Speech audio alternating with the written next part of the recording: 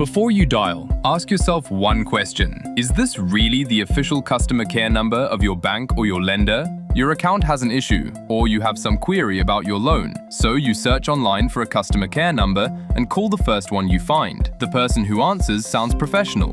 They say they'll resolve your issue immediately. Then they ask you to install a screen sharing app, share an OTP, or provide your banking details. It may seem like a genuine customer care call, but it's actually a fraudster trying to gain access to your account. Within minutes, your account can be compromised. Don't rely on search engine results alone. Even sponsored listings can be fake. Always use the customer care number available on the organization's official website or mobile app, or the number printed on your bank statement, passbook, debit or credit card, or other official communication. Remember, a genuine customer care representative will never ask for your OTP, PIN, CVV, password, or ask you to install remote access apps. Verify the number before you call. Pause, verify.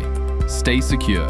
Complaints related to financial cyber frauds can be reported immediately by calling the National Cyber Helpline 1930. The complaint must then be completed on www.cybercrime.gov.in by providing the required additional information.